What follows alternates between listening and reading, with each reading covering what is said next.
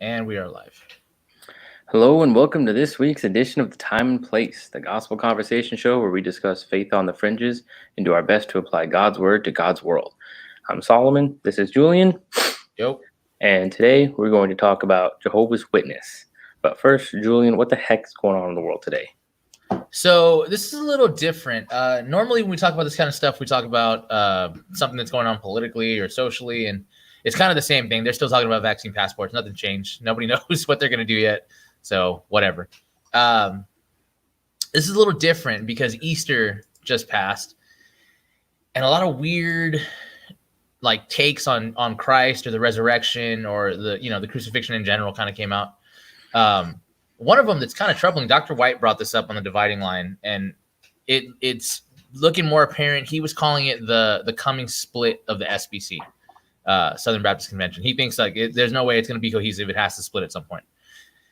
So the offending issue was Josh Bice had put up a tweet that said, "As we behold the slain Christ on the cruel cross on this Good Friday, we must never forget this truth.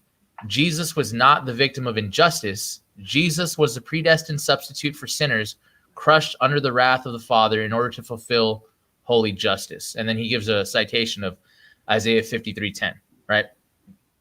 On the surface level, pretty orthodox, not crazy to say Jesus was predestined to die to satisfy the wrath of God. That's pretty standard Reformed doctrine.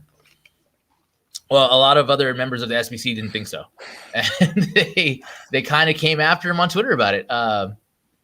Jacob Denhollander was saying, "Are you attributing primary causal agency to God the Father in the death of Jesus? That is, Jesus died on account of the Father's wrath." And he was saying it is accusatory. Are you actually saying that Jesus died because of God's wrath? And I was like, I thought we just all agreed on that. Are you saying it pleased the Lord to bruise him? Yeah, right, exactly. That's what he literally, Isaiah 53:10 is. Yeah. Yet it was the will of the Lord to crush him. That's the verse. But apparently that's unacceptable. So that's so strange. So we overpowered Jesus, and he was a victim. And that was the reason that Bice put that up is because the narrative right now, especially in the time that we're in, I saw a thing this week, man, from a page called Black Coffee with White Friends. So you can take the name already and know where that's going. But the idea was that we shouldn't call it Good Friday because there's nothing good about an innocent man being killed by a systemically racist society like Rome. And that the crucifixion and the flogging is the same as pepper spray and cops choking people in the streets, and that there's Golgothas everywhere. And that until we can ignite, this was the thing that killed me. I went live on Instagram to talk about it because I was all fired up. Until we can acknowledge that Jesus was a victim of systemic government violence, unjustly killed by a corrupt government, we can't call it good or holy. It's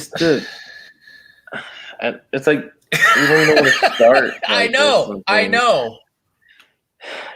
Oh man, yeah. It's like you ever think, man, it's been called Good Friday for a really long time. Yeah, right. Why is it called Good Friday? No, that's not it's not good. Yeah. It's like, do you think you're the first person to have that idea of Jesus died on the cross is not good? We don't like that. Let's not call that good. You're the first person to have that kind of knee-jerk reaction. I mean, he does. And it's like, I have an idea. I'm brilliant. We should not call it good. We've been wrong this whole time, and I'm going to open our eyes. That's not what changes. It's the context they put it in that's different, because now it's critical race theory. That's why it's not good, because he was a brown man killed by a white government corruptly. It's so insane, man. It's like that's like anti-Christian. Yes. If you don't, I mean, again, I don't even know where to start. Your whole Christianity is what is Christianity to you? What is that sacrifice? What is that?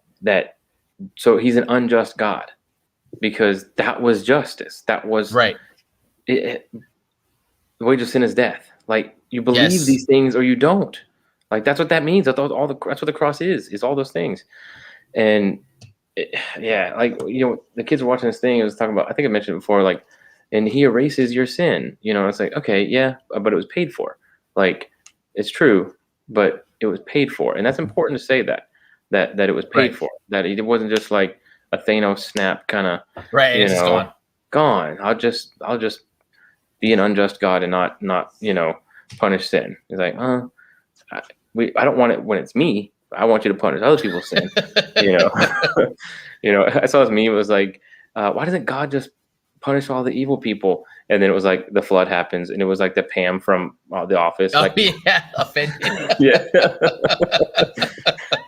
Well, it's just the two things that I think are kind of weird. One, I grew up in an SBC church. Our church still uses some SBC. I think a lot of churches use some SBC material, like the Gospel Project for Sunday schools and stuff. And one of the things that's weird about it is that the SBC really doesn't have a position on predestination or election or any of that on their site. It's kind of like glossed over. Like, well, some people believe this, some people believe that. We don't really have a position. And I think that's really weird and kind of dangerous to just have that.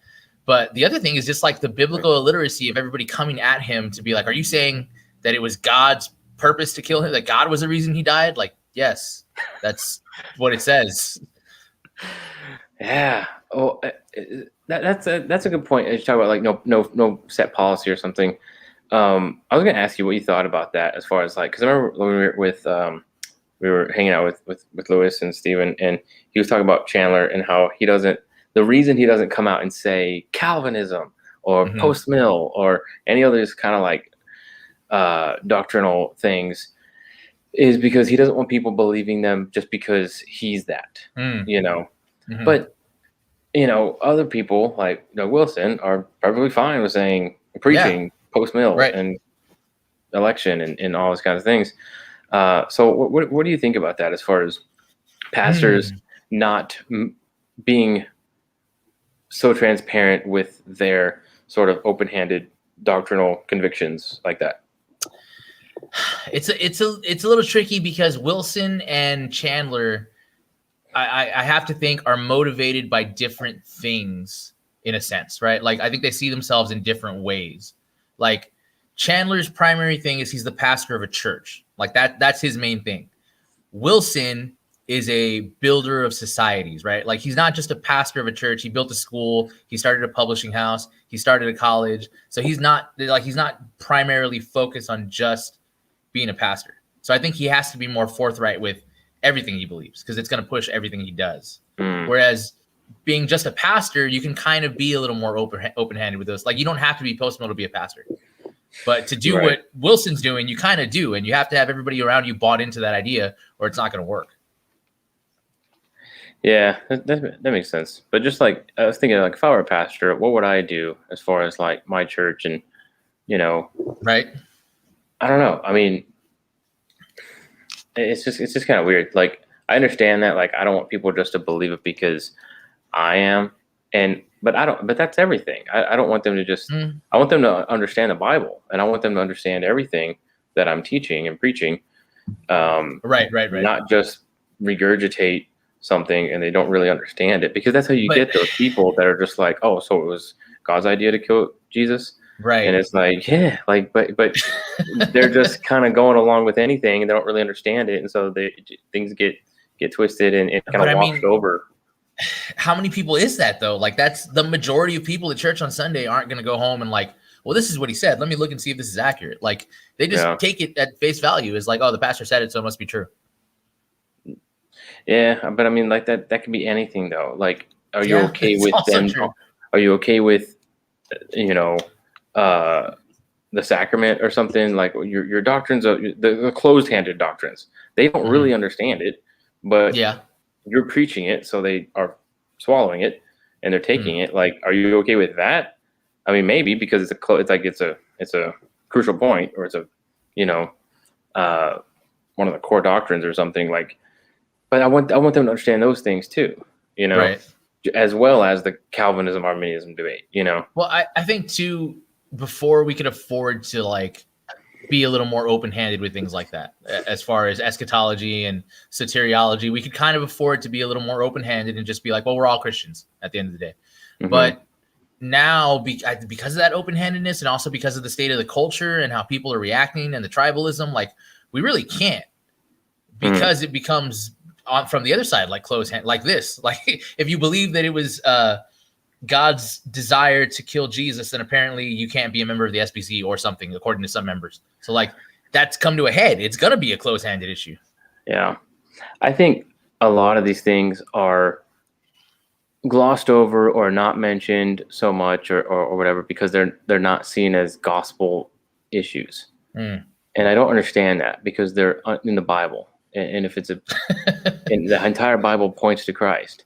So eschatology, creation, Genesis, evolution, soteriology, how we're saved. I mean, these are they all point to Christ. Like, so I don't understand how, like, well, that's it. It's not really a gospel. Like, it's all God. It's all points to Christ.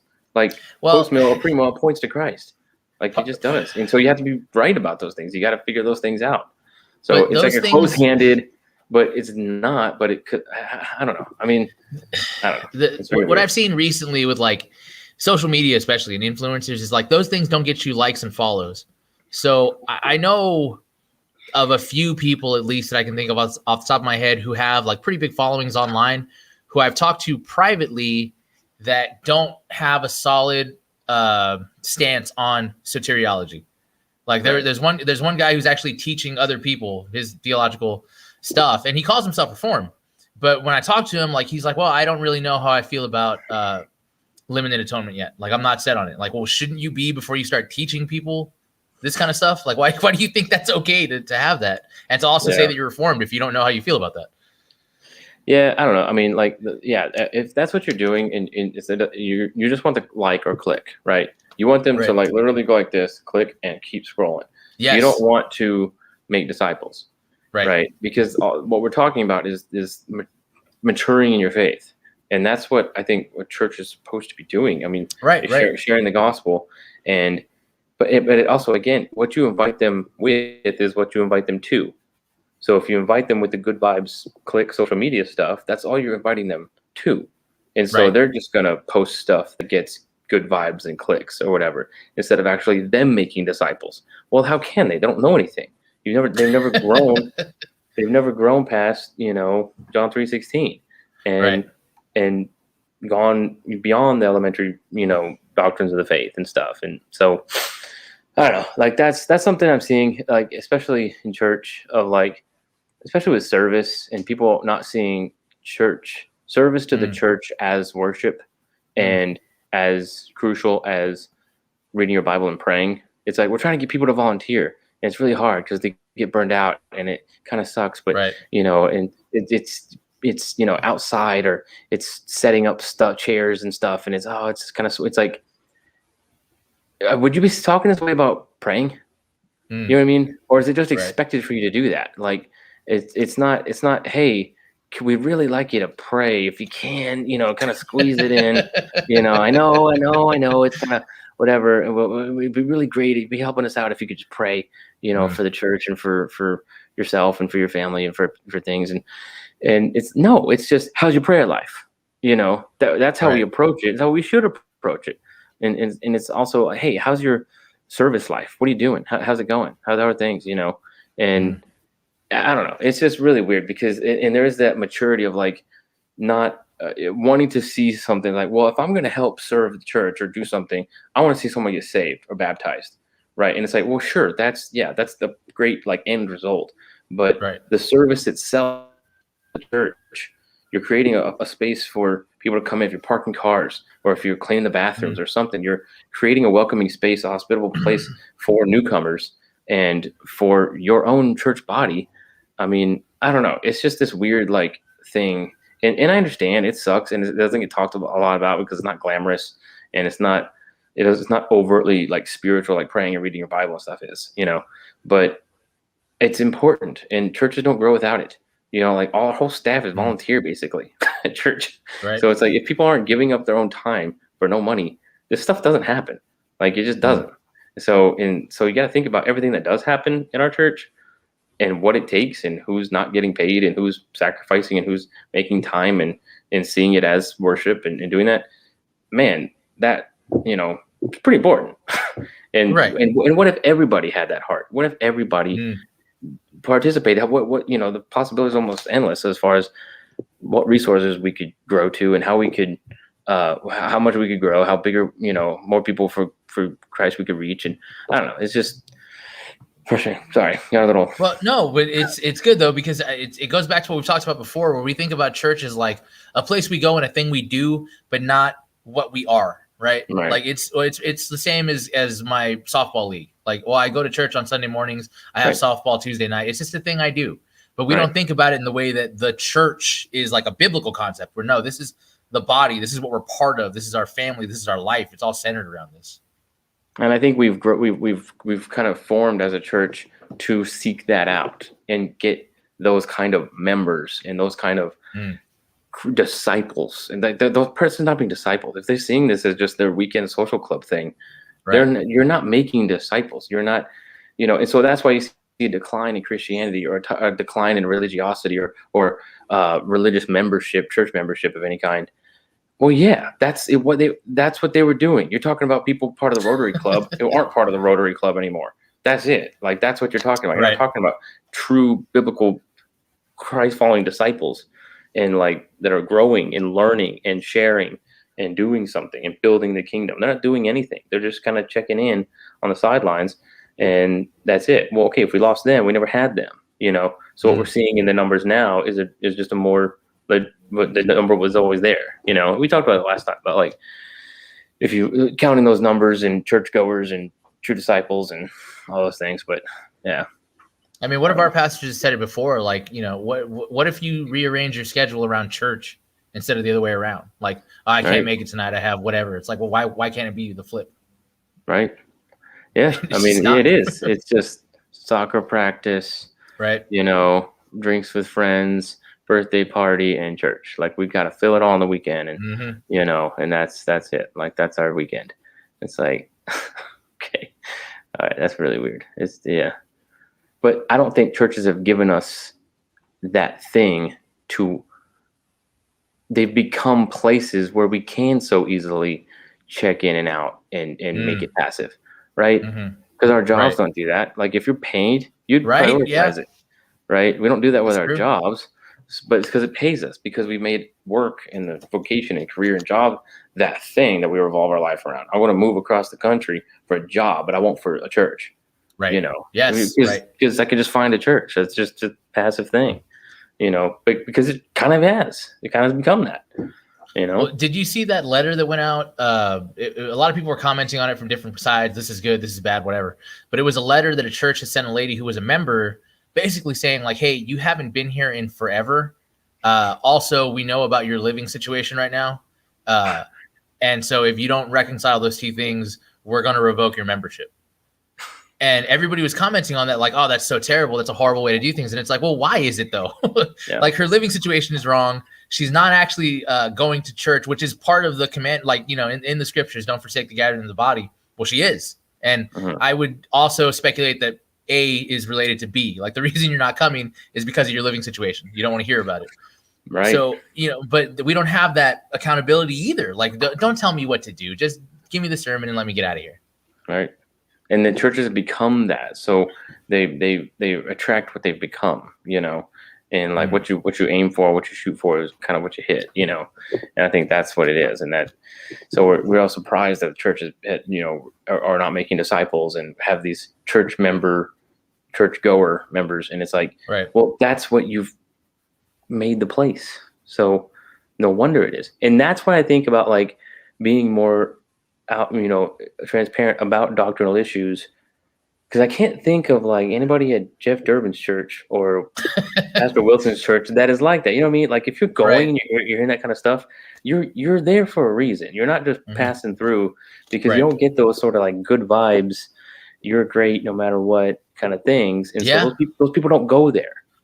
And so it's like, okay, well, what kind of church does that kind of thing attract, where they're just outright with all the doctrinal convictions and their views and on scripture and everything, like everything treated as a gospel issue, which it is. Right. You attract those people who see those things as a gospel issue. And is that bad? You know what I mean? And so it's like, well, we're only attracting people who see this as have or of this doctrinal conviction. It's like, okay, at least they have a conviction about something. You know what I mean? You know, it's like, would you rather have a bunch of Calvinists or a bunch of I don't knows? And I've never thought about it, or I don't care, or who knows, and what's good for you is good for me. Because I think that's what we have. We have a bunch of those. Right. But it's like, that's not a conviction. It's like the lukewarm thing, right? It's just like, yes, you're nowhere. Yeah, it's just they've been wrong. I don't know. No, that irritates. I don't know, or it could be either one, or I don't care. It irritates me more than anything. Like, I'd rather you be apathy. Yes, like, have an opinion, or why are you here? What's the reason that you're even talking about it? It's like the Finer Things Club in the office when Toby's like, yeah, okay, and he's about like some deep crazy book. He's like, Toby, the apathy is killing me. It's true. It's like, come on, man, at least disagree with me or something. Like, let's get some blood in here. Like, there was a video a couple of months ago. It was a while ago where some pro-abortion lady was outside of Apologia Church, and they were filming her. And as members were coming in, she was trying to turn them away. Like, are you aware that your pastor thinks that women who obtain abortion should face the death penalty? And they're like, yeah, we know that. Like, that's why we're here. We agree with his thoughts on that. Right. But it's like a conviction. It's a thought. It's a, like, they know there's no question of where you stand on something like that, you know? And I think that's important to a certain extent, that, like, you have thinking Christians and disciples and actually wanting to learn about stuff. And I don't know. It's just, yeah, it's the apathy. It's the, well, you know, and it's just, oh my gosh. And it's a gospel issue. This is important because someone's going to come along with some works-based thing and you're going to fall into it. You know, if you're going to fall into these things. And this is a good segue into Jehovah's Witness because, you know, first begotten, like, you know, only begotten son. Only begotten, right. Right. And it's like, okay, we don't think about what that means, but we should, because there's other people who can persuade you to mean something else. Right. Firstborn of all creation. Right. Like, there was a time when Jesus was not. And if you don't know, then you'll be like, well, okay, yeah, we're both Christians. It's like, no, you're not. This is not your brother in Christ. Like, this is a different gospel. And so that we have no convictions about these gospel issues. We don't know what the gospel is. So then we fall into a false gospel. And even if that is the gospel of good vibes or whatever, you know, those things, then it's still a false gospel. But so anyway, I thought you were going to bring up the Raphael Warnock tweet. No, Easter. I didn't bring up that one. That was a different one. That's kind of in the same vein, though, but on the other side. Right. Oh man. Do you think Martin Luther King Jr. will be rolling in his grave? Is rolling in his grave now, or was he liberal enough to? Or he didn't believe in a deified Christ either, so maybe he'd be down. Yeah. That we can save ourselves. That's so crazy. It transcends, it transcends the resurrection. It's like, what are you talking about? This, like, that is so unchristian. That is the spirit of Antichrist. Right. But I mean, talk about open-handed gospel issues. Like, good grief. and then he said that was an aide that tweeted that without a right, yeah, wasn't him. Yeah, and that's it's like, just like Ted Cruz's aide liked that porn tweet. You know? I know it was, for sure it was Ted Cruz, because he's also not afraid to have a mullet. Ted Cruz has no chill. He's all in on everything. No chin. He's like,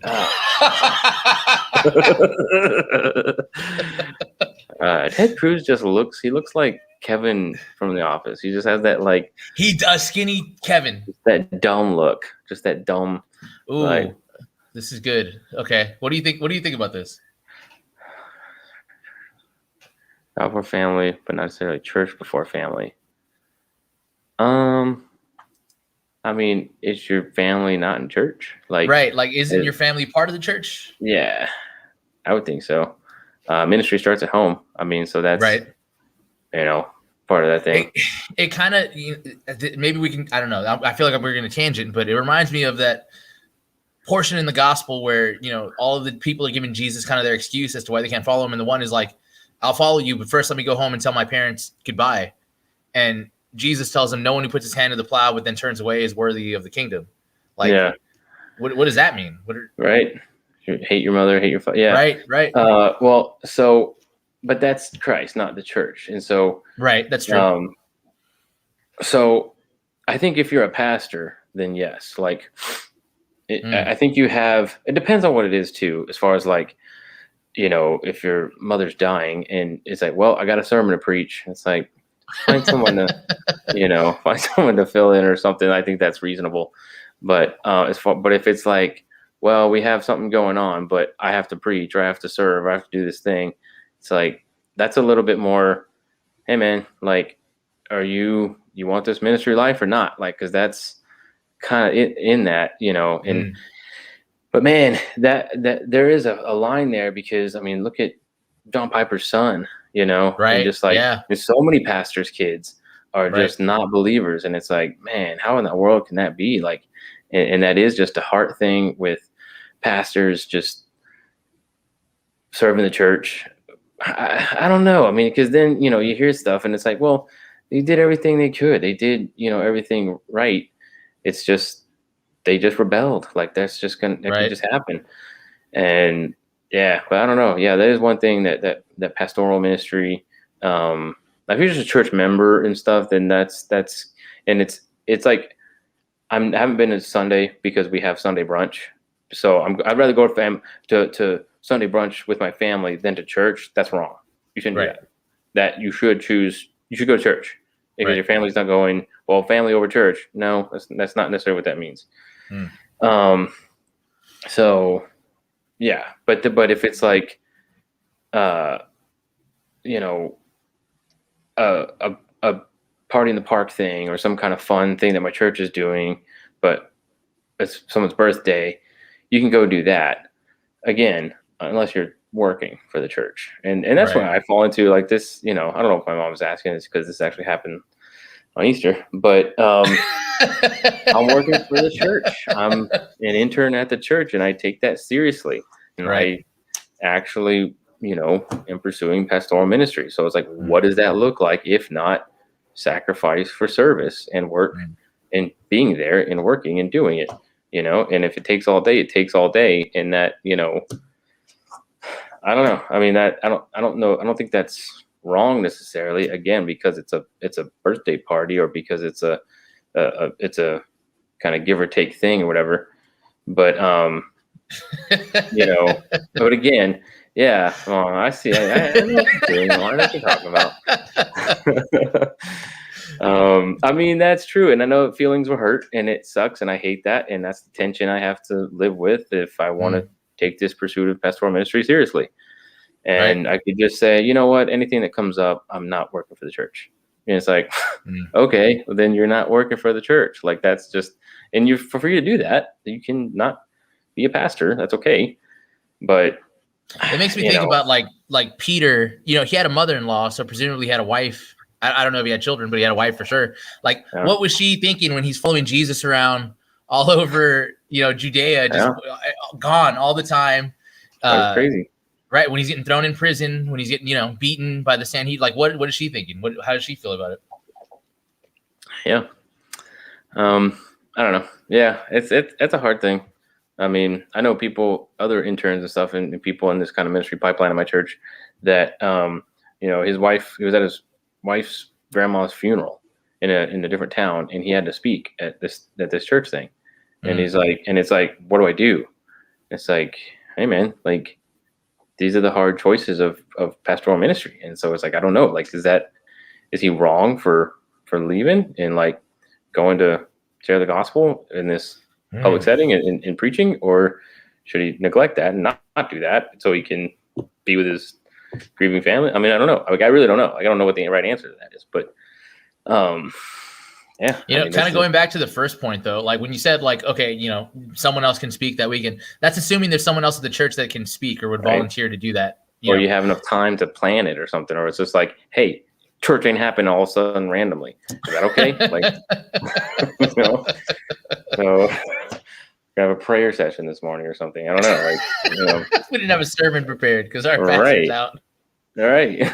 But I mean, in that, I think there's another reason to have like a team of elders and pastors instead of just CEO style, one man at the top of a triangle. Right. All that pressure, all that, whatever. I don't think it was supposed to be that way. So yeah, I think that's the better way, because then you do have that kind of fill-in replacement options going on or whatever. I mean, we've even at our church, we've not kicked, I don't want to say kicked around the idea, but the topic has come up, like, what if a member wanted to preach on a Sunday? Like, how do we feel about that? I mean, I think if it's, we've done that. I mean, if it's vetted and what are you going to say? What are you going to talk about? Who are you? Like, I think that's reasonable, but not just like, hey, we'll pick from a hat. Anybody can preach. Like, not that, but yeah. Speak every month thing. That's a fifth. In case anything ever happens. So, hey, yeah, I mean, that works too. That's a good method. I kind of like that, because it doesn't let you just kind of be a passive observer all the time. Right. Like, if you're going to be a member, you're going to be responsible to teach at some point. So be ready for that. And that's good. I think everybody grab a shovel, right, in one way or another. Like, that's kind of what I was talking about, service and like being involved and participating and not just, filling a seat. Yeah, elders and pastors, but yeah. But anyway, maybe we'll do a full topic on that. Yeah, we went on a little tangent there, but I know. We'll get back into it. Enough about Solomon's personal life. Yeah, Mom. Thanks, Mom. We'll edit that out. Yeah. But speaking of people who are definitely in service all the time, Jehovah's Witnesses. Right? Like, sure. I think more than Mormons. Like, Mormons are getting at it, but Jehovah's Witnesses are working. Right. And yeah, it's good that, so the way with Jehovah's Witnesses and Mormons is, Mormons are a mile wide and an inch deep as far as their doctrine, how much they know the Bible, what they can speak to, how they can have a back and forth and knowledge and all those things. Jehovah's Witnesses are a mile deep and like an inch wide, basically. Like, there's not as many points to cover as Mormons, but the few that there are, they know their stuff better than you. They know the Bible better than you do. And you got to prepare for that, because a lot of people aren't. Let me ask you this, because it's a point they bring up, and I do know it, but I like to kind of throw it out to see what people think. So when Moses is in the cave at the burning bush, who talks to him out of the bush? God. Right, but what does the text say? Well, I am. No. What do you mean?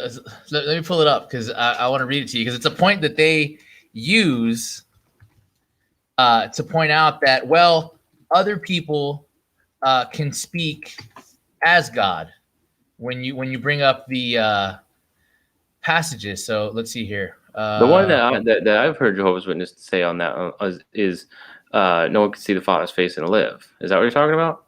No, this is a little different. And then people saw Jesus. How is that? And it's like, well, Jesus is not the Father. So let me pull it up, because this is going to take a second. But angel spoke to Moses. Exodus 3. Abby said angel of the Lord. Is that what you're talking about? Yes, that's exactly what I'm talking about. In the text, it says that an angel of the Lord spoke to him. So they'll say, oh, well, here, obviously, because I know we're going all over the place, but this is one of the things. They'll say, oh, an angel spoke to Moses, not God. And the angel spoke the words of God, so he spoke as if he was God. So it's not unusual for Jesus to say I am, or to speak as God, or to do these things, because the angel did it too. So it's okay. In the burning bush? Yeah. See, this is what I'm saying, man. Yeah. That's live on air. I know. Jehovah's Witness. I don't know what you're throwing fastballs. Now I'm converting. Right here, Exodus 3, verse 2. And the angel of the Lord appeared to him in a flame of fire out of the midst of the bush. He looked, and behold, the bush was burning, yet it was not consumed. And Moses said, I will turn aside to see this great sight, why this bush is not burned. When the Lord saw that, he turned aside to see. God called to him out of the bush. So the angel of the Lord is speaking out of the bush, but it says that God spoke to him out of the bush. God called him. Yeah. Right. So they'll use that as a way to say, right. But they'll say, well, it says right here, it's an angel. And it does. It does say that it was an angel of the Lord speaking to Moses out of the bush. Yeah. Well, I mean, the whole angel of the Lord thing. I mean, they believe Jesus was Michael the archangel. How many people could argue that or know about the angel of the Lord or Christophanies or any of that or the doctrine of Michael the archangel? Yeah. Yeah, man. I mean, I mean, that's not. I've never had that come up with the Jehovah's Witness as far as. I mean, I know they believe that, but I've never been like taken to task on that one. The only burning bush thing was the see the face of the Father and live, and then people saw Jesus' face, and he's God, and so they saw God's face and whatever, and they didn't die. But it's like, well, Jesus is not the Father, and so that's kind of always the answer to that. But the angel of the Lord, yeah. So what do you think as far as that? Like, is that a Christophany or is that just an angel? Or no, I'd for sure take it as a Christophany, especially if you kind of build. So let's go through what they believe and then why that matters first, because I don't think a lot of people actually do know what Jehovah's Witnesses believe. Yeah, no, they don't. I mean, it's confusing. It's very like wishy-washy, I guess. Very weird. Very different. Yes, from anything really, but it is studied. Like they have an argument for most of what they believe. It's not Joseph Smith pulling stuff out of thin air. Like they actually took the time to read and come up with ideas and arguments and formulations. Yeah, it's a different. It's not just some grifter. Kind of. Right. I mean, kind of is. It's more cultish than that. Yes. Which I guess Mormonism is also, but it has way more characteristics of a cult than even Mormonism, I think. Yes. Especially in their like disciplinary practices. Their disciplinary practices, their prophecies, their like everybody being on the same page all the time. I don't know if Mormons are that way as far as like you go anywhere in the world and they're saying the exact same. There's no Calvinism, Arminianism. It's all one. Well, okay. So this is I'll tell you kind of a thing. I've been to a Mormon Sunday morning ward session, and I've also been to a Jehovah's Witness Kingdom Hall Tuesday night meeting. They're both very different. They're not the same in any way what goes on. The Mormon one is very much like a church service where they sing their hymns, they read their scriptures, they give us a sermon, but it's from their Mormon perspective. The Jehovah's Witness Tuesday night Kingdom Hall is all training. It's not it is reading the scriptures, but it's not a church service. It's more of a this is how you speak to people. These are the points we believe. Let's practice this. Let's go over this. Let's watch this film, which was the weirdest part to me. They halfway through they put on a film. Jehovah's Witness? Yeah. Halfway through they put on a DVD to tell you how to have a conversation with someone, to direct it and steer it so that you can have more conversations and get your points in. So like it is by the book training. Like, no, this is what you do. This is what you say. This is how this conversation needs to go. It was crazy. Sales. That's sales. Yes, it was. Exactly. It was the sales. It's like, well, this is the initial. You're going to set up another meeting with them, and this is how. Yeah, the situational sales negotiation. That's what I did for UPS when I worked sales. UPS is like, how do you do it, you know? Which I always thought that was interesting. Speaking with Jehovah's Witnesses, is they like to control the conversation. If they can control the conversation, they're set. They don't like curveballs. They don't like you to throw stuff out that they're not ready to answer yet. They have a set script to go by, and that's what they want to stick to. Yeah. So anyways, Jehovah's Witnesses kind of came out of the Second Great Awakening, as kind of all American cults did, with this renewed understanding of one, it was eschatology minded, like also most of these new American cults were, and it all had to do with the imminent end of the world. Jehovah's Witnesses believe that. Mormons initially believe that. They don't really talk about it as much anymore, but that's why they're Latter-day Saints, because they were in the latter days. Church of Christ, Seventh-day Adventists, all of those come out of that Second Great Awakening movement where spiritual experiences, end of the world. Those were the two things that classified them. Jehovah's Witnesses are maybe the ones that are the most end of the world minded, I think. Like their whole practice is kind of built around the end of the world. Except for after 1975. Well, well, no, that was the second big one. 1914 was the other one. Well, and then it was from 1914 to 1975 Right. It'll be from. It's like, oh no, it starts now. It's like now. Yes. It's like Jesus did come back, and he is reigning now in 1914, and now it's a generation. And so now, when 1914 nothing happened, I was like, but because what was around? What was that? What was that time? World War I. World War I. So that's very big global wars, and rumors of wars, and nation shall rise against nation, and the whole thing, right? So it's like, okay, now this is going to be the generation. So then it was like anybody, that was already at that time, but it started including people who were already born, too, or something. Like it was anybody born after 1914, and then that generation and what they count, how many years they count as a generation, and that being 1975. And then 1975 came and went, and so did a lot of Jehovah's Witnesses. They lost millions of members in 1975 because this was like the religion was 1975. This is gonna happen. Like this is the Jesus comeback, Armageddon, the end of the world, the whole thing, right? And it didn't. And it did Clearly. Yeah. And what's funny about them too is they're big on controlling the narrative, so they'll change the records. Like we never said that. That's not what we meant. There's no proof of that. That was so hard to do in 1975, though. Even then, and that's why they lost so many people. And it's just they'll spin it however, they say what they can. But I mean, if there's any sort of intellectual honesty, they're gone. People are just like, that was it. This was it, and it didn't happen. And I thought it was kind of funny because I kind of saw the switch in front of me on some things. When I first met with the Jehovah's Witness, he gave me a book that said, "What does the Bible actually say?" It was a little purple book that has like their kind of teachings and it breaks down everything they believe. Oh yeah. Well, a couple of months later, you have it with you? Because I don't have it here at the office. Yeah, let me grab it. I got it. Okay.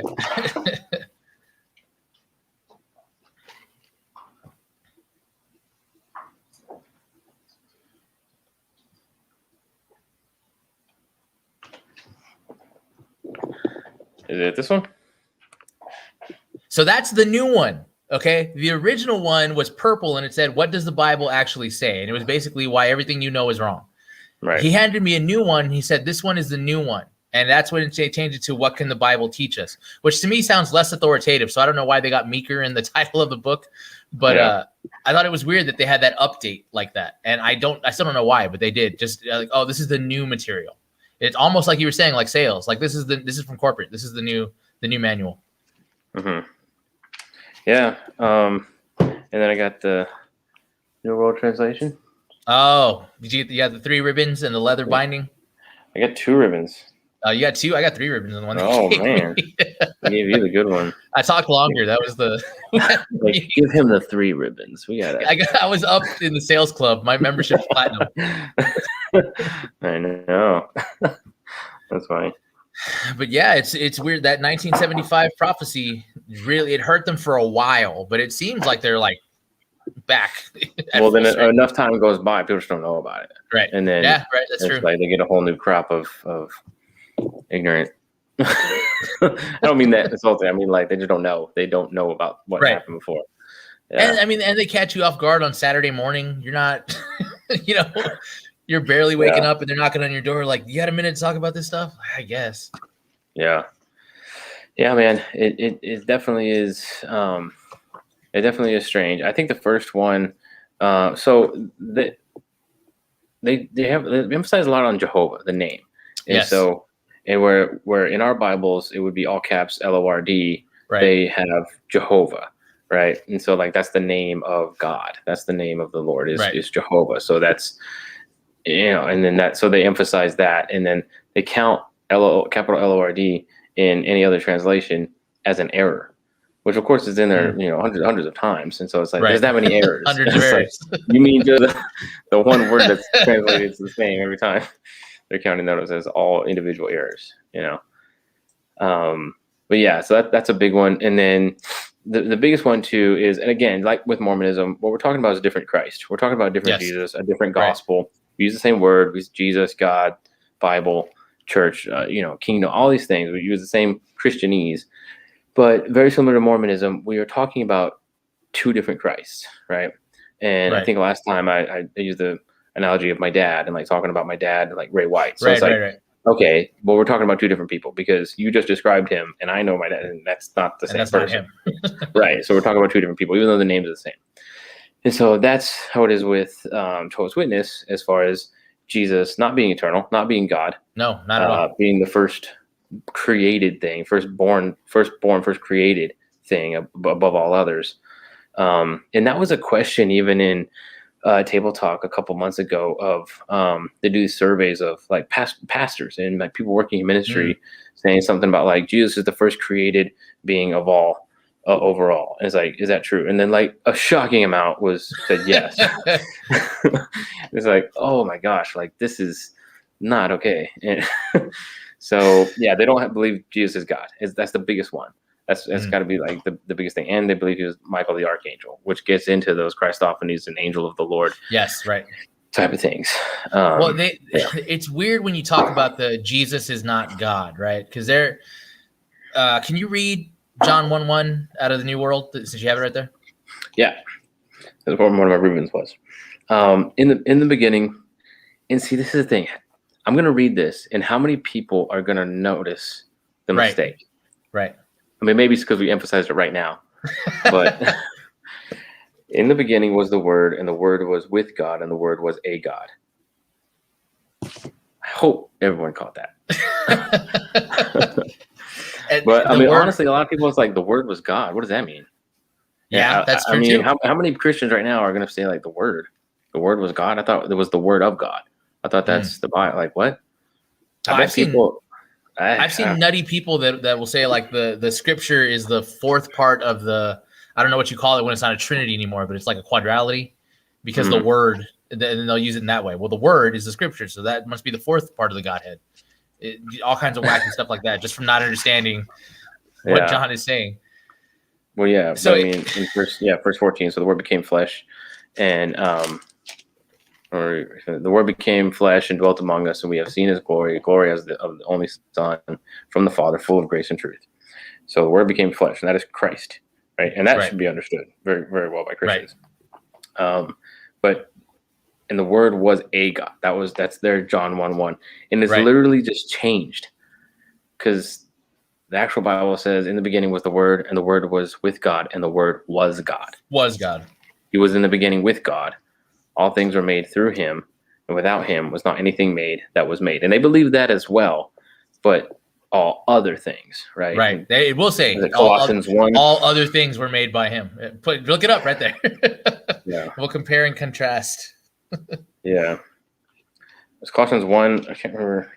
Yeah. Colossians 1:16. All other things have been created through him and for him. And Colossians 1:16 says all things have been created through him and for him in the real Bible. But they literally just put in all other things. Other things, right. Have been created. So, and it's like, well, yeah, all other things besides him. It's like, yeah, but you're just adding that. You're literally changing the text. Like that was not there for centuries. Like that's just not the way it was ever translated. And that's one of the things that's funny. Right. Nobody else. It's interesting that they're the only ones that come to that conclusion. The only places where the New World Translation really has these diverse doctrinal ideas that diverge from the Bible is where Jehovah's Witnesses have their doctrinal distinctives. Mm-hmm. Like that's where they're going to put those all other things or a God and stuff like that. So it's very specific. It's changing the scripture to meet the narrative and the story of Jehovah's Witness, because that's the doctrinal discrepancy, and then they change the Bible to meet it. It's not like, oh, we see this in the King James, or we see this in the Bible, and we're gonna do this, or adding a whole nother testament like the Mormons do. Right. It's literally just changing the primary text. And it's weird when you talk to them too, because they'll say they're monotheists, but just in that verse, if he's a God, then you have two gods. You do, and honestly, yeah, dude, like.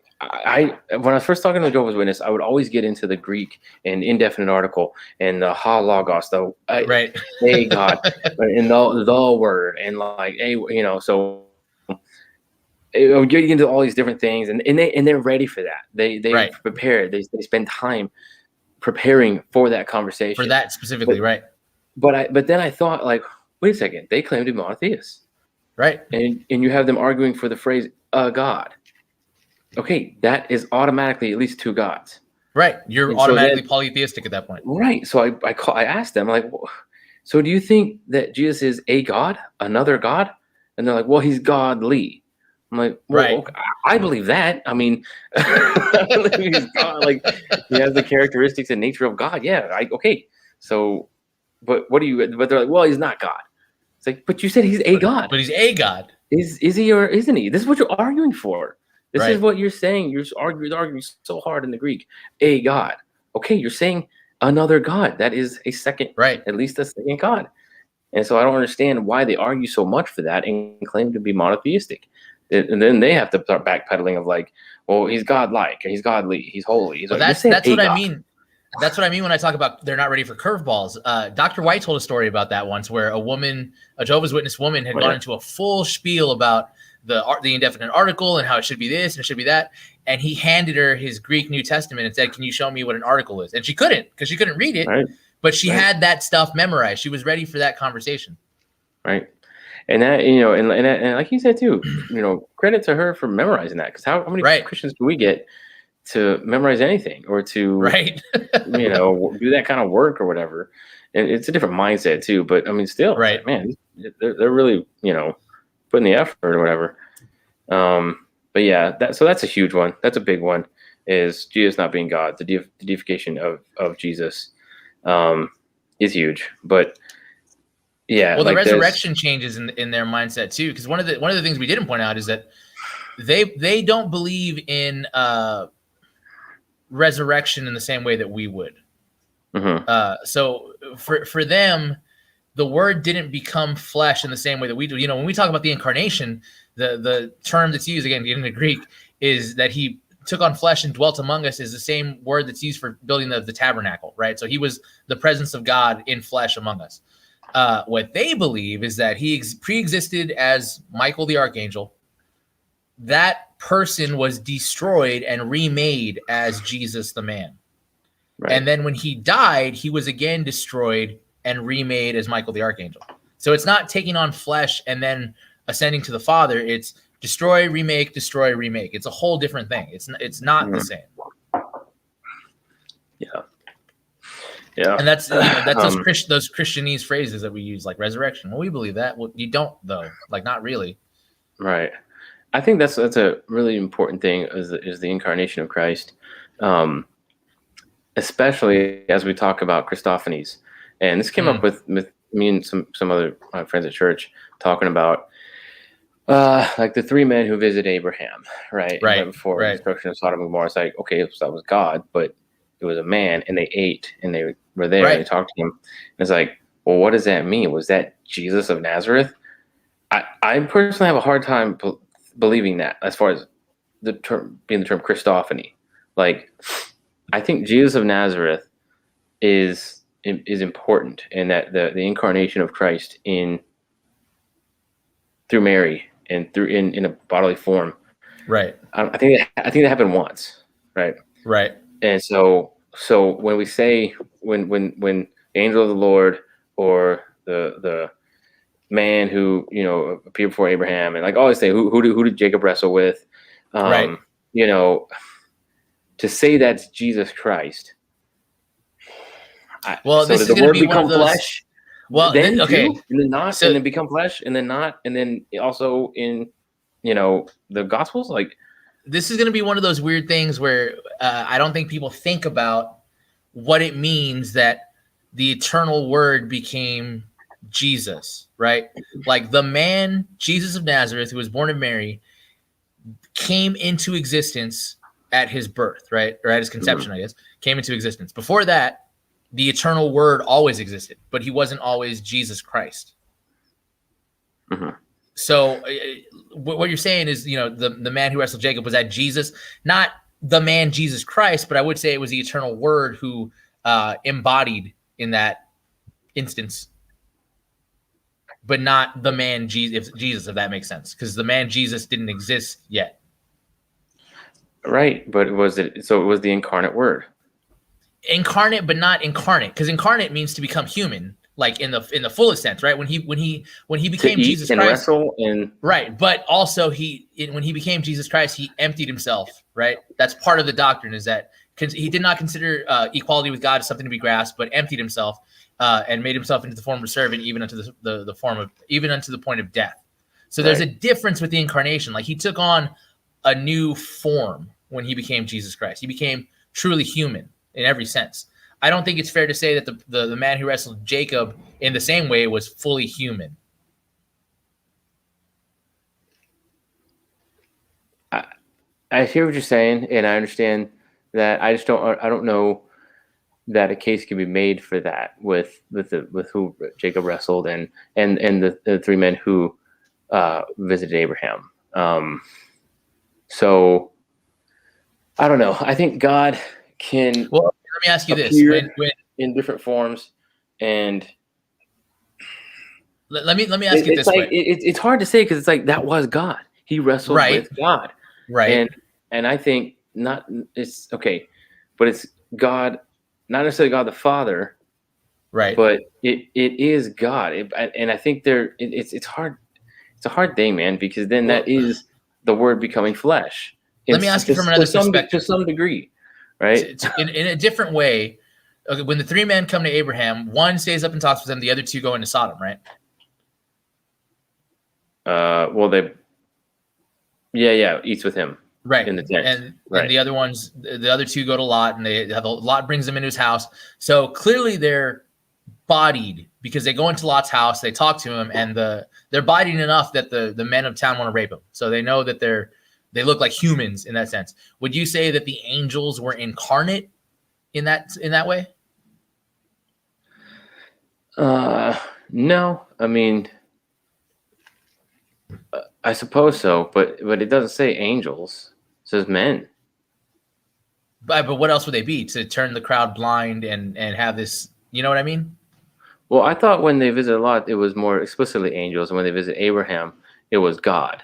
Right, but that's what I'm saying. Before when they go to the destruction of Sodom and Gomorrah.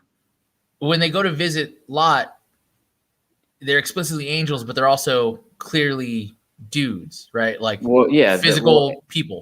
I think angels all have the appearance of men.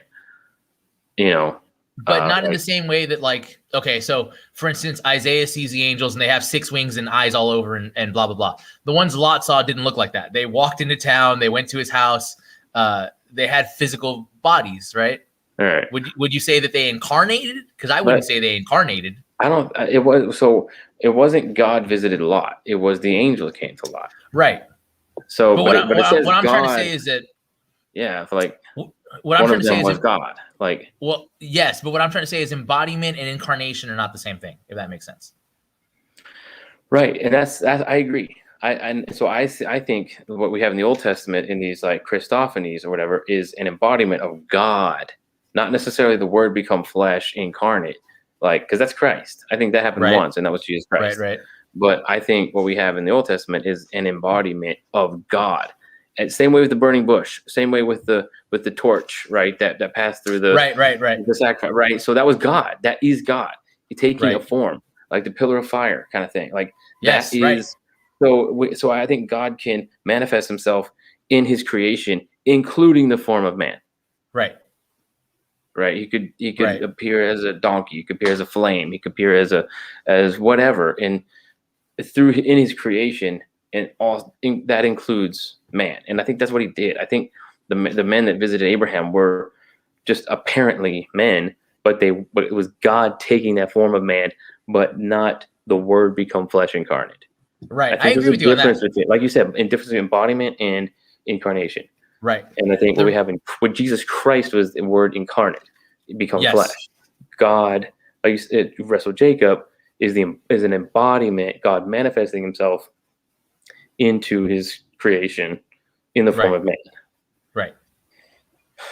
The reason I would say specifically the Word, though, is John 1:18. That's kind of where my sticking point on that is. That's the verse. Let me look it up so I can read it exactly. But this is actually one that I do bring up with Jehovah's Witnesses, and I asked them to kind of explain this to me from their theological perspective. Yeah. So John chapter 1, verse 18 says, no one has ever seen God. Mm-hmm. The only God who is at the Father's side, he has made him known to us. Mm-hmm. So immediately off the bat, when you read, no one has ever seen God, like, well, wait a minute. We just talked about Abraham, Moses, Jacob, Joshua, all of these people, Isaiah, Ezekiel, all of these people have seen God. What do you mean nobody's seen God? And then he'll go on to extrapolate, the only begotten God who is at the Father's side, he has made him known to us. That's why I think, when we talk about who is this in the Old Testament, well, it must be the Word, because he's the one who made the Father known to us. Yeah, right. That is how we understand God. And that's a big difference between Christianity and something like Islam, where they have a finite God and we are infinite, and the infinite cannot comprehend or apprehend the infinite. There must be a bridge, and that is Jesus Christ, the God-man. Whereas that is our bridge from the finite to the infinite, and that has to be there. Whereas Muslims have a God they cannot ever apprehend and cannot comprehend because they're finite. And so there is no bridge. And so that's why Jesus Christ is so important. That's why the Word become flesh and God incarnate is so important. But yeah, that's not who wrestled Jacob. So yes, I agree with you. Right. So it wasn't Jesus, but people would say Jesus. Jacob wrestled Jesus. It's like, I don't think that's quite accurate to say. He wrestled God. But I mean, it's one of those things where, like, I understand what you're trying to say. It's like explaining the Trinity. Like, I get what you're trying to say, but you're not saying it correctly. Right. And I think it's important to say that Jesus was not popping in and out. You know what I mean? Like God. Right. It's hard, but it's hard because Jesus is God, and we say and that is, if you see God in the flesh, that's Jesus, and that's true. But I think Jesus of Nazareth was different than these other embodiments of God in human form. It's different than the Word become flesh, I guess. Right. Because it is that pouring out, like you said. Like, there's a difference. There's a pouring out. There is the suffering servant. He is the Messiah and stuff. He's prophesied and stuff. So that's the game changer, right? And I think that God incarnate, Word become flesh, is a game changer for humanity and for the whole thing. So to become fully human in that way, to actually be a human being, that's that's the moment where this matters, because it's completely unprecedented in any other way. Right. Even who wrestled Jacob, even who visited Abraham, even the angel of the Lord, even those embodiments, those appearances, kind of thing. So, but I think this is important because this is where they get, well, Jesus was an angel. Jesus, angel of the Lord, equals Jesus Christ. So they have to rationalize that. So yeah, you get that Michael the Archangel is that, like, angel of the Lord, and then because that's who shows up and that's who speaks, and that's the burning bush and the whole thing that he said.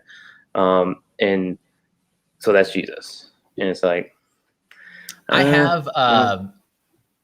have heard and read before, and I've never looked into the rationale, but I kind of understand it a little bit. Some of the reformers did hold to the idea that Michael the Archangel is a title of Jesus. They take it, Michael, the name Michael is who is like God. They take it as the one who is like God, as more of that kind of title than the other. And Archangel, coming from Arche or Archon, Prince, chief angel, like, well, who is the chief of all angels but Christ? So that's how they would take that term and see it. Not that it's a being separate from Jesus who became Jesus, but it's a title placed on him to speak of position, kind of in the same way firstborn would be, or something like that.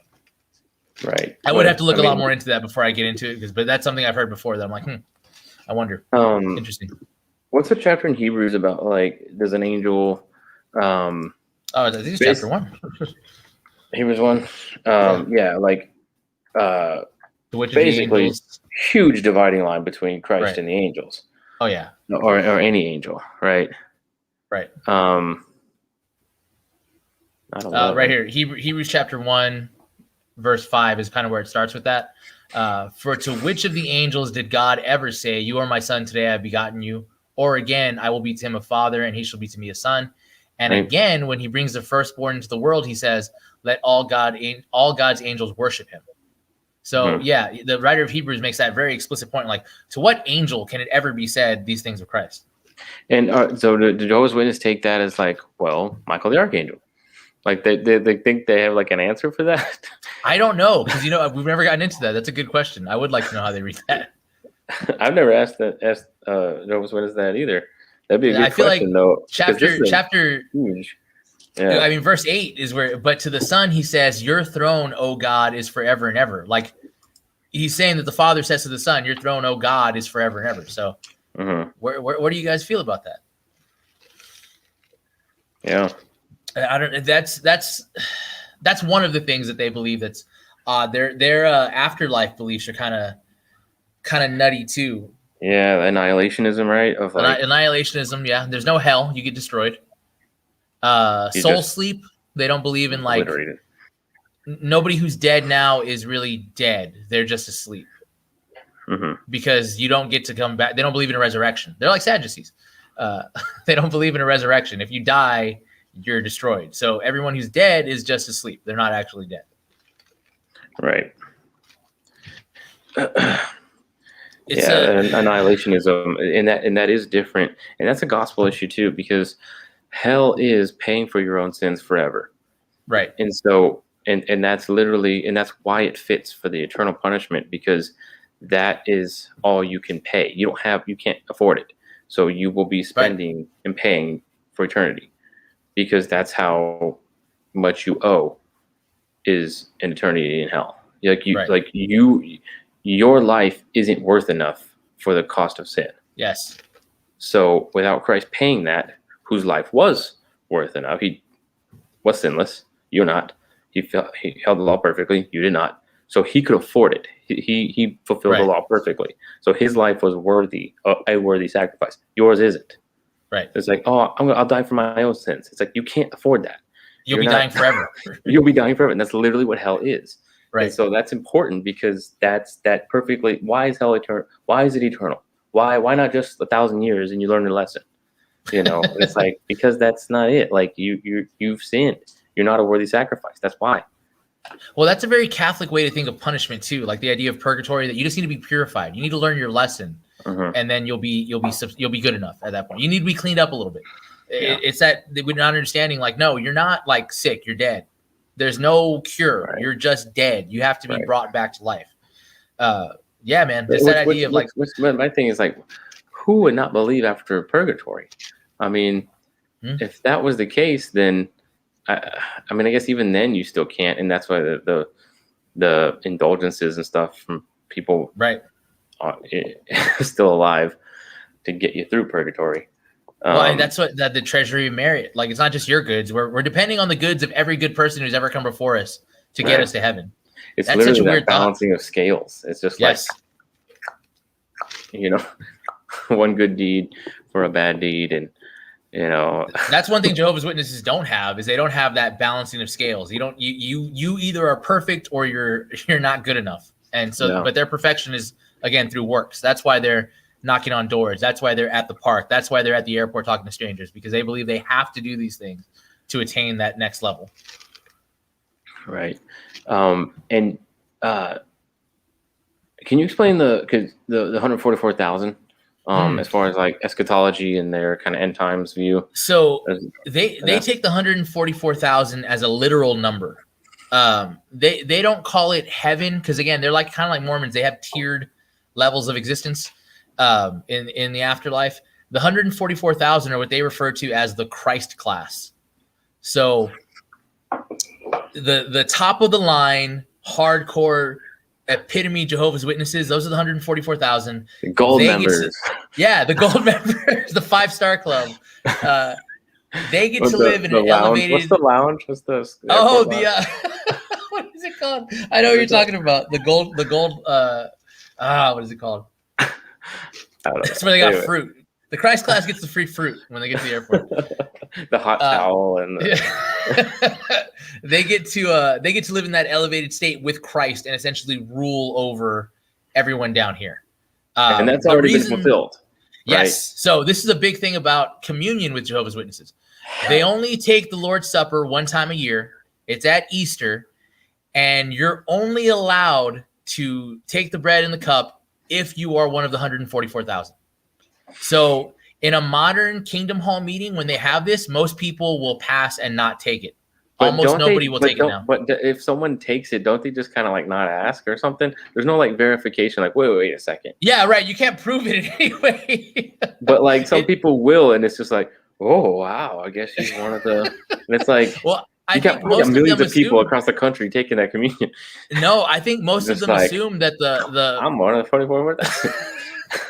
I think most people assume that the 144,000 are closer to the origins of the cult than now. So the further removed you are from the beginning, the less likely your chance is to be one of those 144,000. So like, I mean, it's like the 1800s. So like, nobody should be taking communion, right? Right. I mean, who's alive? Who's still alive from like even recent, from close to the beginning? And I always wondered, like, okay, well, what are they still working for? But they believe in that second tier, which is well, it's right behind first economy class. Economy deluxe. So they believe that everybody else who lives on Earth gets to live in a restored Earth, a renewed Earth, a perfect creation, and we get to basically bask in the glory of those Christ class. Like, we're blessed by them to know them, that they exist, but we get to live in a perfect world down here where there's no more war, no more famine, no more suffering, no more sickness. Right. Everybody else who's not part of that, who didn't do the work, that's where the annihilation comes in. They're actually annihilated. You don't go to hell, you just don't exist anymore. Right. And they don't believe like in like the Armageddon pre-mill trib, like, do they? No, they don't believe in that. They believe not in that sense, but they do believe in like a bloodbath scenario where Jesus just comes in and like wipes people out. And they're very like hardcore about that. Like, they do believe in a jihad Jesus. Yeah, a jihad Jesus. Yes, exactly. That's the Hagee Jesus. That's the Hagee end times of like. Well, that's what everybody thinks is cool. Yeah. Makes for good movies. Again, you know, this is a thing and it's offensive, but whatever, take it. Dispensational, premillennial eschatology and Jehovah's Witness teaching have their roots in the same place in the Second Great Awakening. They come from the same stream of ideas. Yeah, so that's true. That's why they have similar characteristics in that sense. Man, that'd be a good deep dive of like just find that through line from like that Second Great Awakening into like, every other little Pentecostal and like charismatic and like Christian Science, and I mean, you eventually get Scientology ultimately from that stuff. Like, so that's really weird.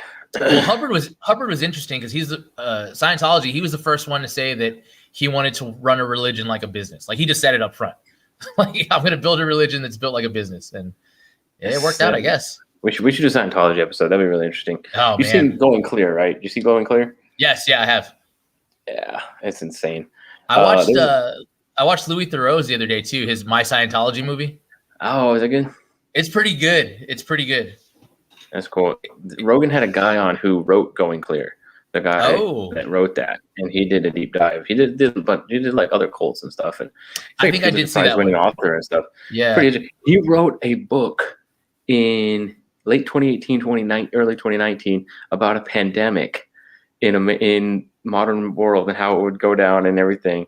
And he's like, holy crap! Like, it was like a total coincidence. Wow. And he wrote this novel, this sci-fi novel about like a pandemic happening right now in America. That's amazing. It's like, holy crap. It's so weird. You know what's interesting too is I don't know if you saw, I think it's called After Going Clear. It's Leah Remini's show. Yeah, I haven't seen that. And she did an episode on the Jehovah's Witnesses. Oh yeah. And they kind of took on they got into some of the darker stuff about Jehovah's Witnesses, about like covering up sex scandals and the whole kind of stuff. Witness the testimony of 3 witnesses, right? And that had to be like 3 actual people seeing it, 3 people seeing it happen, or it doesn't count, rather than DNA or security cameras or anything that we would count as a witness today, right? And but yeah, that's insane. That's really crazy stuff. They talked about disfellowshipping too, which is a big one with Jehovah's Witnesses. Like, if you leave the church, they call it disfellowship, but you're basically cut off. Like, all communication is broken between you and your family, or whoever else is still in the church. Yeah. That's rough, man. And they don't celebrate any holidays, right? Like, nothing. Yeah, nothing. No birthdays, no holidays, no anything. But it sucks. That's just like, why would you join? It's just like, sounds so miserable, and like the amount of work they have to do, and like all the like role play for evangelizing and stuff that they do, and like just the hours and hours of like homework that they have. It's like, and they don't want their kids to go to college at all, right? Like they don't. Isn't that, you don't thing? Yeah, you don't read anti-church anything. Like everything you need to know, we'll tell you. That's cultish. How's that not cultish? Like it absolutely is. That's a cultish characteristic. The all being on the same page. And that's what they'll say. It's like, oh, well, I talk to this kind of Christian and that kind of Christian is chaos and you're all disorganized, whatever. And that's why Christianity is not a cult, because there is that Christian liberty and open-handed issues and different convictional things that are still faithful and still legitimate. But we're not all like just robotically saying the same thing. Right. That's important, because that's a cult. That's a characteristic of a cult, is that groupthink, right? And they're proud of that, of like as some kind of success, as like, well, we're all on the same page. You go to Africa, they're saying the same thing we are. Exactly. Same doctrinal, no differences, no anything. It's like that's groupthink, man. That's not. Well, I thought I always think it's interesting because Catholicism is a big one to say that, like, oh, well, none of you agree on anything. Everybody has their own interpretation and blah, blah, blah. And it's like, yes, but no. Like, I think a good example of why we disagree and it doesn't matter as much as they think it does is the fact that, like, one of our biggest heroes is Doug Wilson, who's a Presbyterian. And, like, we have doctrinal differences and still can, like, oh, yeah, he's right about so much and he has so much wisdom to give. Yeah, I think it's important. All my like heroes of the faith or anything, I have something that I don't disagree with them, that I disagree with them with, and I think that's good. That's important, because it can be brought up like, oh, well, Doug Wilson, KJV, and he's all Texas Receptus and all that, It's like, I disagree with that, That's not when you baptize babies and the whole federal headship stuff is kind of confusing and stuff. So. All right, I don't really agree with a lot of that. James White used to be the eschatology thing, as far as but now that he's post-mill, it's like he saw the light. I guess I agree with everything, James White. Well, no, you know what? I know where you don't agree with James White is that he thinks the story of the woman caught in adultery is not original to the text. I mean. He will say that should not be there. I know you would not say that should not be there. I question Esther. I mean, as far as canon, like I could see a legitimate argument against Esther being included in the canon, because it's like you don't even freaking mention God. Like that's true. That's true. Well, you know what's funny, because there's a perfect. What is this doing here? There's a perfect place where Mordecai gives her that speech where he's like, well, it could be for such a time as this that you were brought into this. But he doesn't mention fasting. God. It's kind of just like fate. Yeah, there is fasting, right? Fasting. And it's like, okay, well, that assumes you're right. It's the Jewish fasting, which is prayer and everywhere else we see Jewish fasting. So it's like, so it is assumed. And he's talking about the Jews, which are God's people. So it's like, okay, there is some like hint at God, but no, like she prayed. Or nothing. It's weird, man. It's so weird. Like I think Luther hated it. Luther was like, man, but Luther also hated James. So like, what are we gonna do about that? That's true. He did hate James, and then also the Jews. Weirdly enough, like at one point. Well, he was German, so on the Jews in their lives. What are you gonna do? And then that was like 10 years after. Remember Jesus was a Jew. His pamphlet. He wrote a pamphlet like "Remember Jesus was a Jew," and then like 10 years later, the Jews and their lies. It's like something happened. Something happened. Like, so somebody cut him off in a cart. Somebody the end of it. Luther. He got Jewed out of some land or something. He went home and started writing immediately. You know what? I've had enough of this. People are listening. I got a lot of followers. But Dr. White talks about that, how the reformers, a lot of them wouldn't consider us, brothers because they hated Baptists. We'd get burned at the stake for the Southern Baptist thing. Yeah, it's pretty. Just the name, pretty gnarly, man. Man, you're talking about like missing church and stuff, and like the woman who was called out for missing church stuff, and someone showed me something recently about. I'll be able to find it. It was like the first settlers in America, and they're like harsh, what we would see as harsh,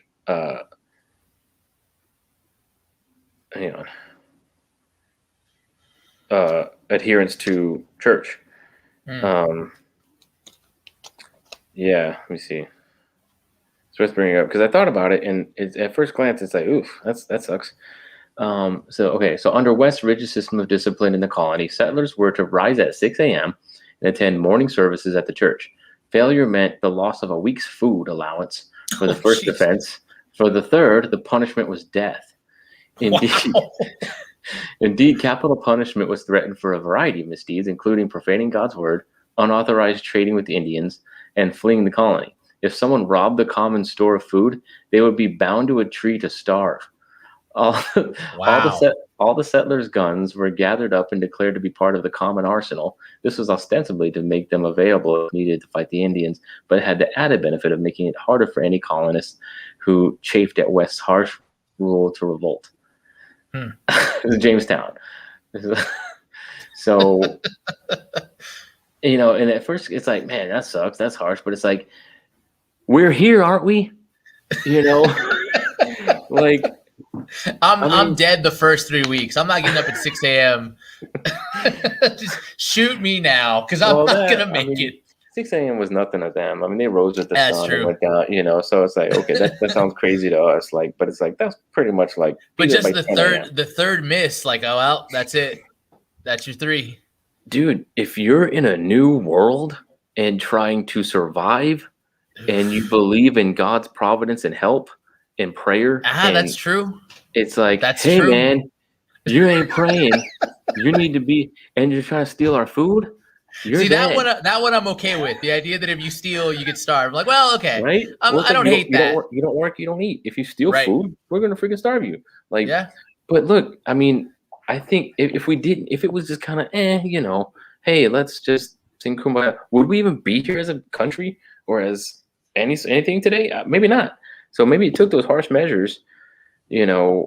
Desperate times call for desperate measures, and like, and if you take this stuff seriously, like, hey, man, show up to church, or we're all gonna not die. It's like someone not showing up to church and praying and participating is like threatening other people's lives, because we are relying on God's providence, and so we need to pray, and we believe prayer does something.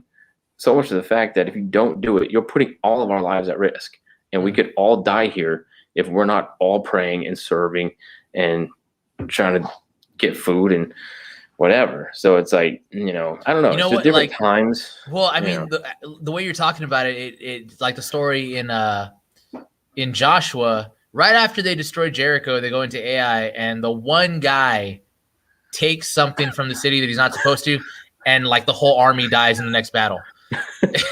Right. So like, yeah, I mean, I understand. They're taking that stuff seriously. It's like how seriously are we taking this, Well, now we don't take it seriously at all. Right. And, here we are. Yeah, I mean, it was a survival thing to pray. And it's like, yeah, kind of. Like, that might be the case. Isn't it still, like, I know we don't think it of is, it that but way. We don't see it that way. Yeah, that's what I'm saying. So we see this as harsh, but it's like, hey, man, like, that's how serious this really gets. And this could be, it's a life or death situation, especially back then. So I don't know. It's kind of weird.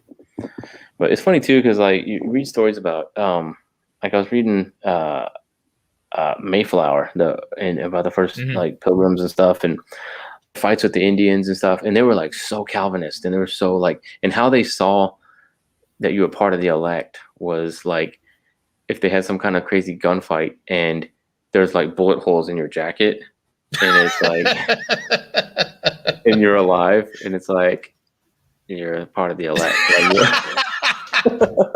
That was like a marker. And then also like material, and that's where we get a lot of like the Protestant work ethic is from like that Calvinism of like, oh, you're prospering, you're succeeding in your entrepreneurial ventures and endeavors, you're the elect. Like that, it's like there's a lot of materialism associated with Calvinism for that fact, because that was like a marker of election, was how good your business is doing or something, or how wealthy you were or whatever. Not that it gained you election, but it proved your God's providence was on you in that sense. Yeah. So it's interesting. But man, it'd be interesting to do a deep dive on the settlers too in the colonies and just where we differ and where we'd agree with them on some stuff. Yeah, biblically, yes, yeah, right. Not culturally or timely or whatever. Like, can you find a biblical argument against, right, Cotton Mather or something? It's like, I don't know. Like, well, I mean, it's like when we think about witch he trials. sounds like the Bible. I don't. Yeah. Like what like it does say to kill the witches in the nation. Right? Like I don't know, maybe they were right and I'm wrong. I don't know. Yeah, but a lot of that was isolated to that town, the Salem witch trials, and we should do that. Maybe for like Halloween or something. We should touch on that because that is really interesting. Because I forget who it was it Increase Mather or I can't remember who showed up basically and was like, "What are y'all doing? This is insane." Yeah. Yes. Like, right. Like one of these Puritan bigwigs was like, came to Salem and was like, "You guys are out of your mind. What are you doing? This isn't. There's no justice here. There's no trial. Like, there's no like witnesses. There's no biblical rule of prosecution or anything like that." And like he like cleared things up and ended the insanity, which was really isolated to this kind of. They weren't adhering to the word of God. Well, one of the things I've read about this is that it wasn't the Puritans didn't do this out of a religious fervor. It was a superstitious thing. Like it was kind of just one of those like, oh, something bad has happened. Like superstition took over, not Puritan religion. Well, and also it gets brought up too that it was like, oh, this woman owns land. Well, I want that land. I'm gonna call her a witch, and then just like, and now I can swoop in and get the crucible. Land.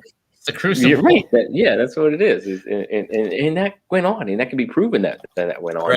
Right. And it's like, okay, therefore God doesn't exist or something. It's like, no, therefore men therefore men are sinful, and that can truly happen. Like false accusations against people and for sinful purposes. That's true. Like that probably did happen. That still happens. How is that different from right? Exactly. So, but it was in the name of God. That's the problem. It was in the name of she's a witch, and I'm all upholding God. And I'm gonna buy that land when she's dead. So I mean, that I've read and seen how like the modern perception of Puritans and why they have a bad rap is because of Hawthorne more than history. Yeah. Like we all think the Puritans were the Scarlet Letter. Right. Yeah, that's true. Yeah. Puritan has become like a bad word. The Simpsons did an episode where they were like on the Mayflower and they're like went over and stuff. And Ned Flanders was like the ultimate Puritan, right? And then like Homer was like getting drunk and stuff, and that offended him. And they even said something about it of like, "You're drinking, oh my gosh, like that, you're not a Puritan." And it's like, you know nothing about the Puritans. He was the best Puritan. Like, right. Like the first buildings they made were breweries when they came to America. Yeah. Like that was what it was. That's kind of the only way they could drink water. Right. Nobody thinks about that. Right. So great theologians were great drinkers. Luther was a big drinker. Yes. And so it's like, you know nothing about the Reformation or Puritanism or anything if you think that they didn't drink or have sex or have fun and like play games and do stuff. I mean, they had the penalty of like, if you weren't having sex with your wife, you were disciplined. Like, you got to come on, man. You got to do your husbandly duties. This is right. Yeah. One of my favorite Luther quotes is what is Luther's quote? Whoever sleeps much sins little, and whoever drinks much sleeps much. Whoever sins little goes to heaven. Whoever sleeps much sins little, and whoever drinks much sleeps much. So the whole idea. So if you want to go to heaven, you start drinking. That's Doug Wilson's whole thing is we have to teach our children how to drink. Yes. And dance and smoke to the glory of God. Like, right. And because these are things that are here and that can be done for the glory of God. And just like everything else is perverted and twisted and done for the glory of man or something else. And we had this kind of like prohibition movement where it's like, just don't dance, don't drink, don't nothing, don't touch it, stay away from whatever. And it became this enticing thing. And then so no one knew how to drink, no one knew how to smoke, no one knew how to dance or do anything for the glory of God. And so the only way they could do it is for the glory of themselves. Right. And so because it was just this forbidden thing. Well, I mean, that's the Jehovah's Witness and Mormon thing too, right? Yeah. They have those prohibitions. You don't drink, you don't smoke, you don't any of that, which I think is why they lose a lot too. Right. Right. But, I mean, so many Jehovah's Witnesses. I mean, from what I understand from ex-Jehovah's Witness testimonies and stuff, there are a lot of closet alcoholics in Jehovah's Witnesses. It's like, how can you not be an alcoholic if you're living that life of Jehovah's Witnesses? Well, I mean, the weight of like, am I doing enough? Is my service enough? Am I the workload alone can drive you to alcoholism. They're all freaking air traffic controllers, man. They're that kind of stress. Yeah. I still want to get Jehovah's Witness to the Salem witch trials, but it was a good tangent. To do it, yeah. I still want to get your buddy on to talk about beer and Christian perspective on beer. Ooh. One of your friends you were talking about was a big beer. Maybe not beer. Maybe it was alcohol we were talking about specifically. I don't remember. Anyways, I don't know. Do you have alcoholic friends? Well, yeah, but I had this argument with a family member. I know this is the last tangent we'll get off, but I had this argument with a family member about alcoholism. And biblically speaking, you're not an alcoholic. You're a drunkard, and it's not the same thing, right? Like, you don't have a disease. You have a problem. You have a sin problem. It's an identity thing. And right. I think almost as much as homosexuality, as far as like, oh, this is who I am. Yes. And and it's like, not if you're a Christian, Right. And that is the Christian identity issue is a Christian is someone who finds their identity in Christ first, period, over everything. And then everything else falls under that identity. Right. So, but that can be anything. Your job. I find my identity in my job. I find my identity in the fact that I'm an alcoholic. It's who I am, and I have to deal with that and come to terms with that, and that's who I am. I haven't touched a drop of alcohol in It's been so long since my last drink, but I'm an alcoholic. Still an alcoholic because they find their identity in that. That is not appropriate for a Christian to say. No, if you're a Christian, you find your identity in Christ. You find your drinking identity in Christ. You find your work career identity in Christ. You find your sexual orientation in Christ. You find your fatherhood in Christ. You find your husband. Anything you are is under the identity of Christ, period. And that comes first, and everything else falls in line with Christ and his word. And that's what it ultimately comes down to. But we find our identity in all these other things, and that's what we're worshiping and following, and that's what identifies us. And Christianity is kind of like, swirling around me in that way too. Somewhere in there. Right, somewhere in there, rather than being the main focus of our identity in how we identify ourselves, as Christians. So if you call yourself a Christian, you find your identity in Christ first, and then everything else comes under the identity and filter of that. Job, I'm a Christian worker, I'm a Christian brother, I'm a Christian son, I'm a Christian husband, I'm a Christian friend, I'm a Christian reader, I'm a Christian eater, I'm a Christian drinker, like whatever, under that. And that just informs everything that I do. So at least it should, and that should be our attempt to bring all those things under Christ and redeem them all under Christ. Our marriage, our work, everything. Yeah, but you're sounding post-millennial. So yeah, that's too post-millennial, I guess. That's too post-millennial for everybody. To redeem everything under the identity of Christ. Yeah. Well, cool. Well, there we go. From Jehovah's Witnesses to Salem witch trials to post-millennialism. So to drinking for God.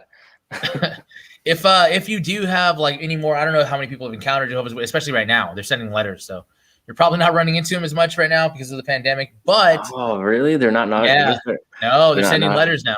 I got a letter the other day inviting me to virtual Lord's Supper. Oh, from how happy are people that they can just throw it away? Yeah, never have to have contact with them ever again. And that's something to think about too, as Christians, and as we try to encounter Jehovah's Witness for Christ. The majority, and James White said this too, about the majority of Jehovah's Witness interaction with Christianity is a slam door in their face. Yes. And being called a cult and being called heretics without any explanation, without any context or conversation. Just slam the door, you're a cult, get away from me. And those are Christians to them. And that's sad, And so I think what we need to do is become informed about Jehovah's Witnesses, what they believe, what you believe as a Christian. Yes. And how to have that conversation rather than just easily slam the door in someone's face and just not even talk to them or whatever. We should talk to them, but you should be prepared to talk to them. Right. I think. So that's loving to them. One place I recommend for info on that is Apologia Studios. For Jehovah's Witnesses and Mormons, actually. They do outreach to both, and they have some really good stuff on it. Dr. James White also has a couple of series where he'll do a whole sermon on Jehovah's Witnesses, a whole sermon on Mormonism, so you can kind of get the details and the points and why these are not correct here and where you can go for this. But Dr. White will also tell you, if you're gonna go with Jehovah's Witnesses, you better be ready. You better be ready because they will know the Bible better than you do. Yeah. So, and that's a problem, So you need to really big problem. You need to know your Bible for sure. So, I mean, before you correct somebody's theology, correct yours first. I would say. Right. Yes, that's maybe the biggest sin of the American church right now is besides apathy is just lack of theological training in any way. Yeah, for sure. It's discipleship. It's no education. It's biblical illiteracy. It's all those things. So just and then the Jehovah's Witness knocks on our door. We don't know what to do, and we know they're wrong. We don't know why. We don't know how to have a conversation with them. Yeah, so we just turn off the lights and close the blinds, and it's crazy. All right, well, that's it for tonight. Hopefully you guys enjoyed this. The episode on Mormonism is also up on Spotify, Apple Podcasts, YouTube, Facebook, everywhere. All the links to that are in our Instagram. So any other topics you guys want to bring up? And if by chance this happens to reach anybody who is a member of the Watchtower or LDS, we would love to have you on to actually talk about it. Tell us where we're wrong. Tell us why you believe this. Tell us where this comes from. We'll fully listen to you. I think our track record shows we'll let you give your whole spiel and talk back to you in a very respectful manner. So no fear on that. But until next week, this is the time and this is the place. We'll see you guys. See ya.